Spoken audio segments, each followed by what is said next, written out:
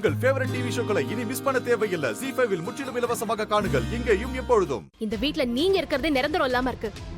இந்த மாதிரி நேரத்துல இவன மாதிரி அயோக்கியனை வீட்டுக்குள்ள கூட்டிட்டு வரதுக்கு நான் அனுமதிக்க மாட்டேன். இவன் இந்த வீட்ல இருக்க கூடாது.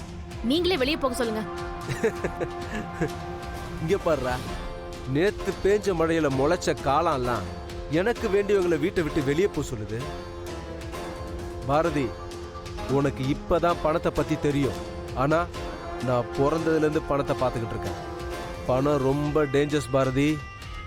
சரியா ஹேண்டில் பண்ணலன்னு வச்சுக்கோ, அது நம்மள காலி பண்ணிடும். ஆமா, என்ன சொன்ன? துரை வெளியில போனோம் அதானே? அப்படி நீ நினைச்ச மாதிரிலாம் இந்த வீட்ல இருந்து யாரையும் அனுப்பவே முடியாது. இனிமே அதுக்கான வாய்ப்பே இல்லை. அப்படி போட அருவால சூப்பர் மாமா. என்ன பாரதி, குழப்பமா இருக்கா? கவலைப்படாத, உன்னை ரொம்ப குழம்ப விட மாட்டேன். அது வேற ஒண்ணு இல்ல பாரதி, இந்த மொத்த சொத்துக்கும் கோர்ட்ல ஸ்டே ஆர்டர் வாங்கிட்டேன்.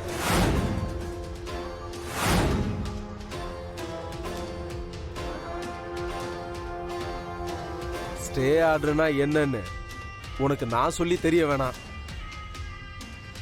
முதல்ல ஸ்டே ஆர்டரை உடைக்கணும். அதுக்கே உனக்கு ரொம்ப நாள் ஆகுமே. அதுக்கப்புறம் இந்த சொத்து யார் யாருக்கு சொந்தம்னு கோர்ட்ல முடிவு வரணும். சிவில் கேஸ் வாய்தான்னு எவ்வளவு வருஷம் வேணாலும் எடுத்துட்டு போலாம்ல. கோர்ட்ல விசாரணை முடிஞ்ச ஜட்ஜ்மெண்ட் வர வரைக்கும் இந்த சொத்துல பாதிக்கு பாதி எங்களுக்கும் உரிமை இருக்கு. அதனால நான் இப்ப என்ன சொல்ல வரேனா பாரதி, உன்னால ஒன்னும் கிழிக்க முடியாது. மாமா. என்னது? என்னையா மாமான்னு கூப்பிட்ட?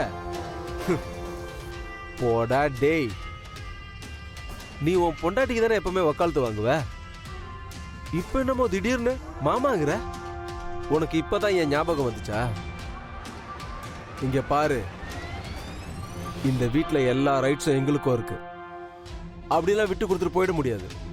நாங்களும் இந்த வீட்டுக்கு எங்களுடைய உழைப்பை போட்டிருக்கோம்ப்பா. உன் பொண்டாட்டி இந்த சொத்துல இருந்து 5 பைசா எடுக்கணும்னா கூட அவகிட்ட இருந்து பர்மிஷன் கேட்கணும்னு சொன்னால. இனிமே அதே 5 பைசா வேணும்னா கூட நீங்க என்கிட்ட பர்மிஷன் கேட்கணும். எப்படின்னு கேக்குறியா? இனி இந்த வீடு ஆபீஸ் எல்லாம் போர்டோட கண்ட்ரோல்ல இருக்கும்.